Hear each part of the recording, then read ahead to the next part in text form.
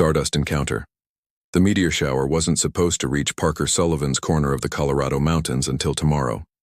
Yet brilliant streaks of light tore across the night sky, casting eerie shadows through the pines surrounding her. Cabin. Parker stood on her porch, coffee forgotten in her hand. 3 years since she'd left the military medical corps, and 2 since she'd chosen this isolated spot to rebuild her life, piece by quiet piece. The celestial display felt like a gift, until one light moved differently than the others. It wasn't falling. It was decelerating. "That's not possible," she whispered, military instincts flaring to life. The light curved, growing larger, then disappeared behind the ridge bordering her property. The impact shook the ground beneath her feet. Without thinking, Parker grabbed her emergency pack. Old habits from field medicine died hard, and headed toward the soft blue glow now visible through the trees. Her boots crunched over pine needles as she approached the small crater. At its center sat a metallic pod no larger than a bassinet, its surface swirled with iridescent patterns that pulsed with gentle light. As Parker edged closer, a seam appeared in the pod's surface, widening to reveal its contents. "Oh my God," Parker breathed. Inside lay what could only be described as an infant, but clearly not human. Its skin was pale blue with delicate markings that matched the pod's patterns. Wide eyes, completely silver without pupil or iris, blinked up at her. The baby made a soft chirping sound, tiny arms reaching upward. Parker's medical training took over. She scanned for signs of distress but found none. "Hey there, little one," she said softly. "Where did you come from?" As if in answer, the night sky flashed. Parker looked up to see a much larger object breaking through the atmosphere, descending rapidly toward her property. "That's probably your ride," she told the infant. "But just in case it's not." Parker gently lifted the child from the pod. The baby felt unusually light in her arms, its skin cool to the touch. The approaching craft was sleek and predatory, nothing like the pod's organic design. It landed with precision in the clearing near her cabin, sending a plume of dust into the air. The vessel's surface was matte black, absorbing the moonlight rather than reflecting it. Parker retreated to the shadow of a large pine, cradling the infant against her chest. "Stay quiet, little one," she whispered. A ramp extended from the ship, and a tall figure emerged. Even from a distance, Parker could tell it wasn't human. The being stood nearly 7 feet tall, with broad shoulders tapering to a lean waist. Its skin was a deep indigo, marked with luminescent patterns similar to the baby's but more complex. The alien scanned the clearing methodically, then paused, looking directly toward Parker's hiding spot. "I know you're there." The voice was surprisingly rich and clear, with an accent she couldn't place. "I am Talon, Sentinel of the Celestial Guard. I've come for the child." Parker stepped forward, medical bag slung over one shoulder, the infant secure in her arms. "How do I know you're here to help?" Talon's expression shifted. Surprise, perhaps. Silver eyes narrowed as he studied her. "A human female, protecting a child not of your species. Wouldn't be the first time," Parker replied, thinking of war zones and evacuations. "The baby seems healthy but needs proper care. Are you its parent?" "Guardian," Talon corrected, stepping closer. Light from the ship illuminated his features, sharp cheekbones, a strong jaw, and intricate markings across his forehead that glowed softly. "The infant is the last of the royal lineage. There are others searching for it who mean harm." As if summoned by his words, a distant boom echoed across the mountains. Talon's head snapped up, eyes scanning the sky. "They've followed me," he said, grimly. "Human, you must give me the child now." Parker hesitated, years of assessing threats in split seconds guiding her decision. "My name is Parker Sullivan. I was a combat medic. If there's trouble coming, you might need help." Another explosion, closer this time. The baby whimpered. "There's no time to argue," Talon said, reaching for the child. Parker stepped back. "Then don't argue. My cabin has a reinforced cellar. We'll both protect the baby." For a moment, Talon looked ready to overpower her. Then, surprisingly, he nodded. "Very well, Parker Sullivan. Lead the way." But know this. If you betray the child's safety, there will be consequences. Understood, Parker replied, already moving toward the cabin. I'd expect nothing less. Behind them, the night sky bloomed with fire. Trust in the unknown, Parker led Talon to her cabin at a brisk pace, the alien infant cradled against her chest. The baby's silver eyes were wide but calm, as if it somehow understood the gravity of the situation. Down here, Parker directed, sliding aside a heavy bookcase to reveal a reinforced door. Military paranoia has its uses. The cellar was small but well-equipped. Emergency supplies, communications equipment, and a medical station occupied the space. Parker had built it during her first months of isolation, when nightmares of battlefield triage still haunted her. Sleep. Impressive for a primitive dwelling, Talon remarked, ducking to avoid hitting his head on the low ceiling. Parker raised an eyebrow. Primitive enough to shield us from whatever's up there. She gestured to the baby. Does it have a name? Talon's expression softened slightly as he looked at the infant. In your language, the closest would be Lumi. It means light-bearer in the ancient tongue. Lumi, Parker repeated, settling the baby on her examination table. Let me check for injuries. As Parker gently examined the infant, Talon paced the small space, periodically checking a device on his wrist. The tension in his movements reminded Parker of soldiers expecting imminent attack. You said others are hunting Lumi. Who? Parker asked, her hands moving with practiced efficiency as she monitored the baby's vital signs. The Vakari, Talon replied, his voice hardening. A faction that believes the royal line must end. They've hunted the royal family across 3 star systems. Above them, a distant explosion rattled the cabin's foundations. Dust sifted down from the ceiling. Lumi made a soft, frightened sound. It's okay, Parker soothed, running a finger along the baby's cheek. To her surprise, the infant's skin emitted a soft glow at her touch. What's happening? Talon moved closer, expression guarded but curious. Unusual. Lumidarians only respond this way to those they trust. He studied Parker, with newfound interest. You've earned the child's favor quickly. I have that effect on most of my patients, Parker said with a half-smile. Military medic for 8 years, 4 deployments. You learn to establish trust fast when bullets are flying. A louder explosion shook the cabin. Talon's wrist device flashed red. They're landing, he stated flatly. We need to move soon. The child cannot fall into Vakari hands. Parker checked her supplies, mentally cataloging what she could carry. What happens if they catch Lumi? They will extract the child's essence, a painful death, to prevent the royal line from continuing. Then they will destroy your planet, as they have others that sheltered Lumidarian royalty. Seems excessive, Parker muttered, packing a medical kit. Why is this baby so important? Talon hesitated, then touched a panel on his suit. A holographic image appeared, a swirling nebula punctuated by a dark void. The luminescent era is ending. Stars are dying faster than they're born.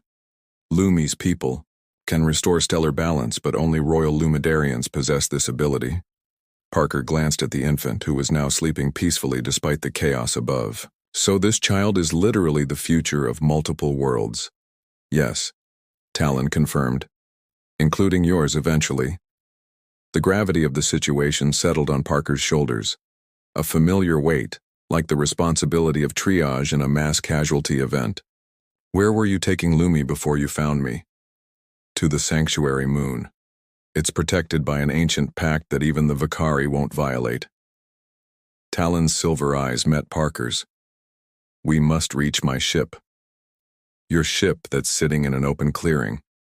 Where these Vakari are landing? Parker asked skeptically. For the first time, Talon's stern expression cracked into something almost resembling a smile. My craft has certain advantages the Vakari cannot counter. Another explosion, much closer, rattled the shelves. A jar crashed to the floor, shattering. Lumi woke with a startled cry. Instinctively, Parker gathered the baby in her arms, making soft, shushing sounds. The infant's skin glowed brighter in response, illuminating the cellar with gentle blue light. The glow will attract them, Talon warned, moving to the stairs. We must go now. Parker nodded, securing Lumi in a makeshift sling across her chest. She grabbed her rifle from the wall rack and checked the chamber. I assume these Vakari can be hurt by conventional weapons? Talon eyed the rifle dubiously. Marginally. Their armor is designed for energy weapons, not primitive projectiles. Good, Parker said, slinging the rifle over her shoulder. Sometimes primitive is exactly what you need. They ascended the stairs cautiously. Through the cabin windows, Parker could see 3 smaller crafts had landed in the clearing near Talon's ship. Dark figures moved in the shadows between the trees. There are 6 Vakari hunters, Talon whispered, checking his wrist device. Elite warriors. Any plan besides run very fast? Parker asked. Yes. Talon removed a small device from his belt. This will create a diversion. When I activate it, we move directly for my ship. Do not stop for anything. Parker nodded, her heart rate steady despite the danger. This was familiar territory, the calm focus of a combat situation, lives depending on her actions. Ready when you are. Talon met her gaze, and something unspoken passed between them, a soldier's understanding. He reached out hesitantly, then placed his hand briefly on Lumi's head. Protect the child if I fall.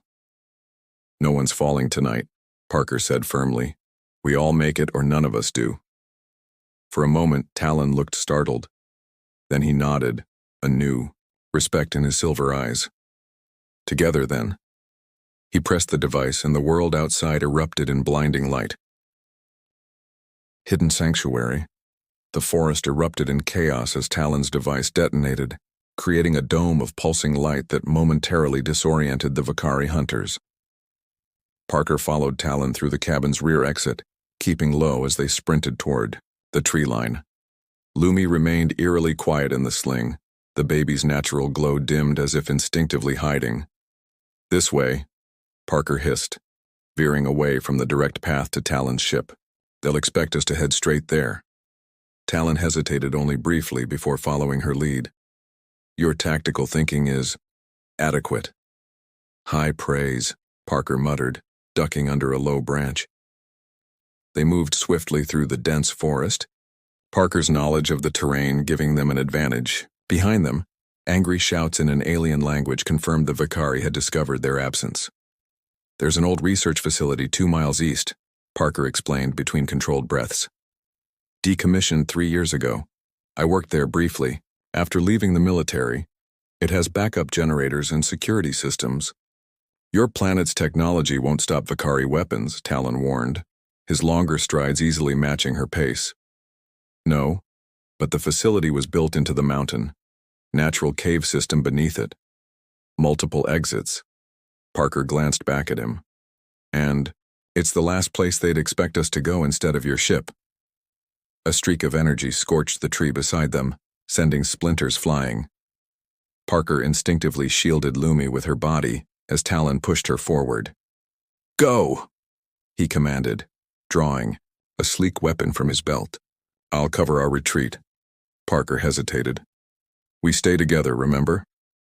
This is tactical necessity, not abandonment, Talon replied, his expression unreadable in the darkness. I'll find you. The facility. What's its designation? Sterling. Mountain Research Station, Parker answered. Follow the ridge east, can't miss it. Talon nodded once, then turned to face their pursuers. Go now. Parker ran, the weight of Lumi against her chest, both burden and purpose. The sounds of energy weapons and Talon's return fire faded behind her as she navigated the familiar forest. Guilt gnawed at her. Leaving someone behind went against everything she stood for as a medic. But the baby's safety had to come first. 40 minutes later, Parker approached the perimeter fence of the research facility. The place looked abandoned, its dark silhouette stark against the night sky. She located the maintenance access she'd once used for smoke breaks and slipped through. The main building loomed ahead, a concrete and glass structure built partially into the mountainside. Parker made her way to a side entrance, punching in an old security code. To her relief, the backup systems were still operational, and the door unlocked with a soft click. Inside, Emergency lighting cast a dim glow through empty corridors. Parker moved purposefully toward the lower levels, where the most secure labs had been located. Home sweet home, she murmured to Lumi as they entered a small lab that had once been her workspace. At least for now. Parker settled the baby on a cushioned examination table, finally getting a good look at the infant in proper lighting.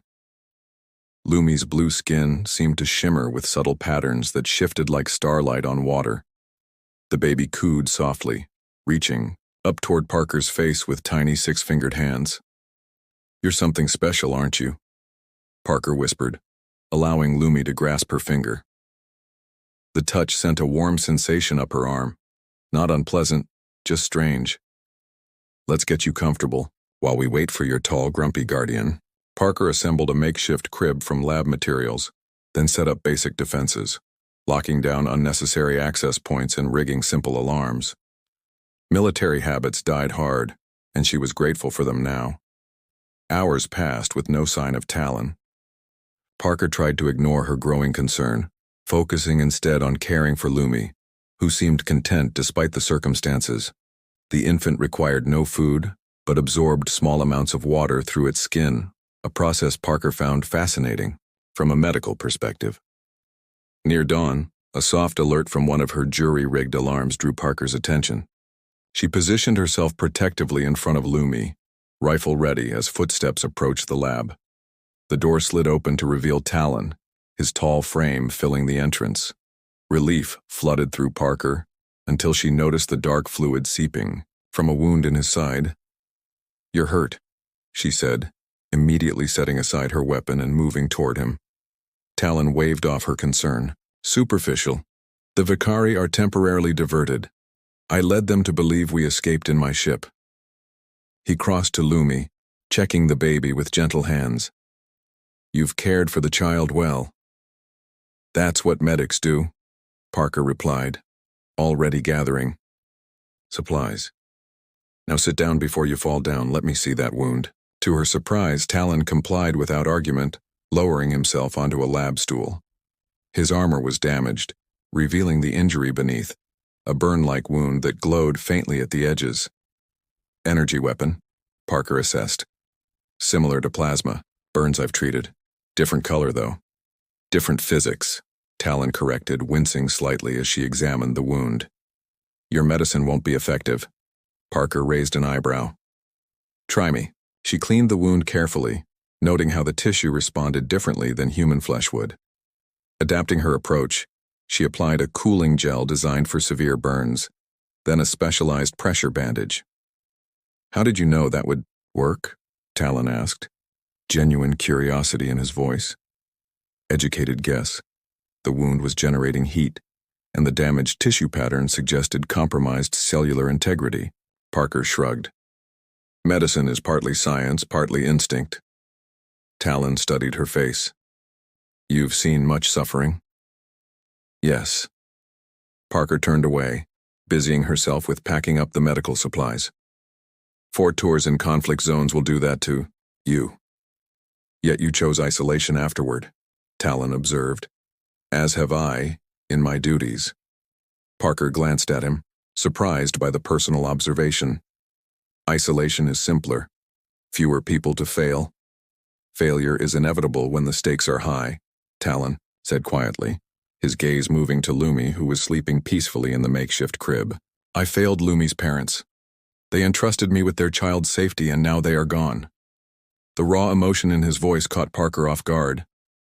"You got Lumi out. That's not failure." "Perhaps," Talon conceded. "Perhaps you are right, Parker Sullivan." A comfortable silence fell between them. 2 warriors from different worlds united by duty and the sleeping infant nearby.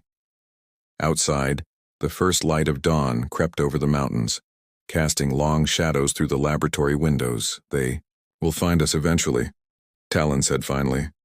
"The Vicari are persistent." Parker nodded. "Then we'd better be ready when they do."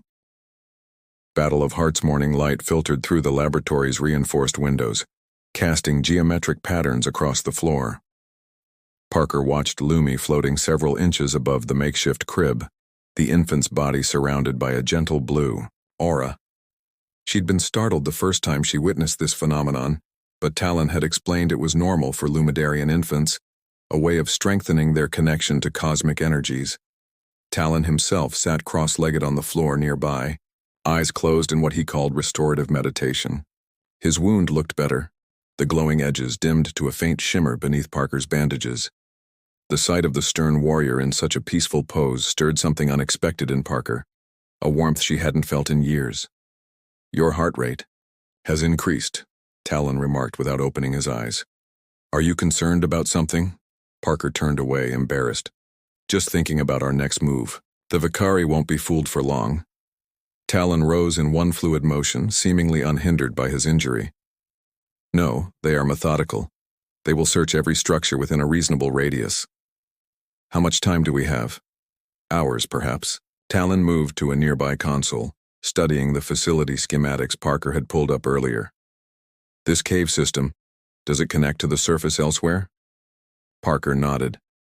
3 access points, one about half a mile east, another near the river, to the south, and an emergency shaft that leads directly up through the mountain. "Good. Options improve our chances." Talon traced a route with his finger. A sudden alarm cut him off, one of Parker's perimeter alerts. She quickly checked the security feed she'd managed to restore. 2 vehicles approaching, she reported. "But they're ours. Human military." Talon tensed. "Your military knows of this location?" "It's abandoned, but still government property." Parker frowned at the screen. "This doesn't make sense, though. There's no scheduled patrol." "The Vicari have technology to manipulate electronic signals," Talon said grimly. "They could have detected your system reactivation and alerted your authorities to investigate." Parker's mind raced. "Or they could be disguised as human military to gain entry without alerting us." "A logical strategy," Talon agreed. Parker checked her rifle, then secured additional magazines in her pockets. "Either way, we need to move deeper into the facility. The cave system has natural formations that might interfere with their tracking technology." Talon gathered Lumi, who settled against his chest, tiny hands clutching the material of his suit. The baby seemed to sense the tension, its glow dimming to almost nothing. They moved swiftly through the facility's lower levels, Parker leading the way through service corridors and security checkpoints. Her credentials still worked on most internal systems, a fortunate oversight of the decommissioning process. "This way," Parker directed, accessing a heavy blast door that led to the natural caverns beneath the research station. These caves were why they built here in the first place. Unusual mineral formations that interfered with certain energy signatures. The caverns opened before them, vast spaces of glittering stone and underground pools. Strange crystalline formations cast prismatic reflections across the rock walls. "Centium crystals," Talon breathed, genuine awe in his voice. "On your world? Is that what they're called?" Parker asked. "The scientists here just called them anomalous formations, said they generated unpredictable energy patterns. They're incredibly rare, sacred to my people." Talon approached one formation reverently. "They can amplify certain energies while dampening others. The Vicari's tracking technology will be useless here." A distant boom echoed through the caverns, followed by the unmistakable sound of an explosion. "They're in the facility," Parker said, instinctively moving closer to Talon and Lumi. "We should keep moving." They navigated deeper into the cave system, the natural labyrinth offering both protection and peril. Several times they were forced to double back when passages ended in sheer drops or underwater tunnels. "There," Parker finally pointed to a narrow crevice. "That leads to the southern exit. It widens after about 20 meters. Talon studied the opening skeptically. "It will be a tight fit." "For you, maybe." Parker couldn't help the small smile that curved her lips. "Some of us aren't 7-foot alien warriors." Something like amusement flickered in Talon's silver eyes. "I've been called worse." Another explosion, closer this time, wiped the brief moment of levity away. Dust and small rocks showered down from the cavern ceiling. "They're using explosives to force us out," Talon said, shielding Lumi with his body. "Crude, but effective." "The crevice is our best option," Parker, insisted. I'll go first, make sure it's clear. Before Talon could object, she slipped into the narrow passage, rifle first. The space was tighter than she remembered, but navigable. She'd gone perhaps 15 meters when she heard it. Movement ahead. Parker froze, raising her rifle. In the sow, dim light filtering through cracks in the rock above. She could make out figures moving at the passage's end. Not human military. The proportions were wrong, the movements too fluid. She backed up slowly, returning to where Talon waited with Lumi. "Vicari at the south exit," she whispered. "They've surrounded us." Talon's expression hardened. "Then we make our stand here." He handed Lumi to Parker. "The crystals give us an advantage. I can use them to amplify my weapons." Parker cradled Lumi close. "There has to be another way out." "Perhaps." Talon's eyes scanned the cavern, then locked on something above them. "There. That fissure could lead to your emergency shaft." Parker followed his gaze to a narrow crack in the cavern ceiling, barely visible in the dim light. "It's too high. We'd need climbing equipment." "I can reach it," Talon said. "Take Lumi and go. I will hold them here." "That's a suicide mission," Parker protested. "There are too many of them." "Lumi's survival is all that matters," Talon insisted. "You know this." "No." Parker's voice was firm. "We need a plan that saves all of us." Their argument was cut short by the sound of approaching footsteps, Vicari hunters closing in from multiple directions. Talon pushed Parker behind a large crystal formation, then took position at its edge, weapon ready. The first Vicari entered the chamber, a tall, armored figure with glowing red eyes visible through its helmet. Talon fired, his weapon's energy amplified by the surrounding crystals. The Vicari staggered but didn't fall. More hunters poured in, their weapons sending energy blasts ricocheting off the crystal formations. Parker laid Lumi in a protected alcove, then raised her rifle, taking careful aim at the nearest Vicari. The conventional bullets seemed to surprise them, penetrating their armor at close range. "The joints in their armor," Parker called to Talon. "Aim there." They fought in perfect synchrony, as if they'd trained together for years. Talon's energy weapon complemented Parker's rifle, creating a defensive perimeter around Lumi's position. 3 Vicari fell, then a 4th, but they were outnumbered. A blast caught Parker in the shoulder, spinning her around. She collapsed behind the crystal, pain searing through her arm. "Parker!" Talon's voice held an emotion she hadn't heard before. Fear. Through a haze of pain, she saw him abandon his position to reach her side. "I'm okay," she gasped. "Keep fighting." Instead, Talon pulled her close, shielding her with his body as energy blasts exploded around them. In that moment, with death closing in, something shifted between them, unspoken but undeniable. "If we die here," Talon said, his silver eyes intense, "know that you have honored the warrior's code. My people would call you brother in arms."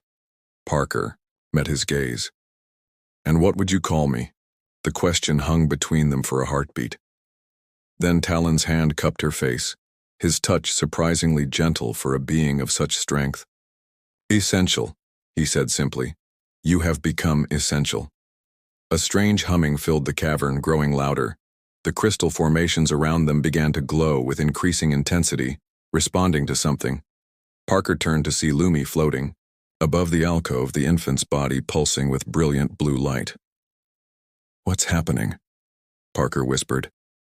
Talon's expression shifted to one of wonder. "The royal ability awakens. Lumi senses our peril." The light from the baby expanded outward, connecting with the crystal formations throughout the cavern. A resonance built between them, creating a network of energy that surrounded Talon, Parker, and Lumi in a protective sphere. The remaining Vicari hunters backed away, their weapons lowered, uncertainty evident in their postures. "This changes everything," Talon said quietly. Lumi wasn't supposed to manifest these abilities for years. Parker watched in awe as the infant, eyes shining like twin stars, created a reality she couldn't have imagined days ago. In that moment, surrounded by alien light and facing impossible odds, she realized something profound. Somewhere between crisis and chaos, she had found something worth fighting for again. Not just duty, not just survival, something much more complicated and infinitely more precious. Stars-aligned dawn broke over Sterling Mountain as Parker, Talon, and Lumi emerged from the emergency shaft high on the mountainside. The infant's unprecedented display of power had created an opportunity for escape, disorienting the Vakari long, enough for them to reach the vertical passage. Parker's shoulder throbbed where the energy blast had struck her, but Talon's field treatment had stabilized the injury. "Your world's sunrise is beautiful," Talon observed, his normally stern features softened in the golden light. "Worth protecting," Parker replied, adjusting Lumi in her good arm. The baby was sleeping peacefully after its extraordinary expenditure of energy. "The Vakari will regroup," Talon said, his practical nature reasserting itself. "We must reach my ship." They made their way down the mountain in companionable silence, both acutely aware of the shift in their relationship. What had begun as reluctant cooperation had transformed into something neither had anticipated, a connection that transcended their different worlds. Talon's ship remained where they had left it, its cloaking technology having kept it safe from the Vakari. As they approached, the vessel hummed to life, recognizing its owner. "We can reach the sanctuary moon within your solar day," Talon explained as they boarded. "Lumi will be safe there, protected by the Celestial Guard." Parker nodded, settling into a seat designed for a physiology different from her own. And then what? The question hung between them, simple words carrying the weight of worlds. Talon initiated the launch sequence before turning to her. "The Lumidarian Council will be reconvened. With the royal line secured, our people can begin the work of restoring balance to dying star systems." "I meant," Parker clarified, meeting his silver eyes, "what happens to us?" Talon's hand covered hers. "That depends on your choice, Parker Sullivan. Your world needs protectors like you, but so does Lumi." The ship rose smoothly, Earth's atmosphere giving way to the vast darkness of space. Below them, the blue planet grew smaller. Parker's home, with all its beauty and pain. "I've spent years trying to save lives one at a time," Parker said thoughtfully. "Maybe it's time to think bigger." Lumi stirred in her arms, tiny hands reaching up to touch her face. The connection Parker felt was immediate and profound, a sense of purpose clearer than anything she'd known before. "The stars are dying," Talon said softly, "but new constellations form when paths align." Parker smiled, understanding the sentiment behind his formal words. "Is that a yes?" "It is an invitation," Talon replied, his usually stoic expression warming. "To write a new story among the stars." As Earth vanished behind them and the ship accelerated toward distant constellations, Parker made her choice, not out of duty or obligation, but from the heart that had found its purpose in the most unexpected place. Lumi cooed softly between them, a sound like starlight made audible. The future awaited, uncertain, dangerous, and filled with possibility, just the way Parker liked it.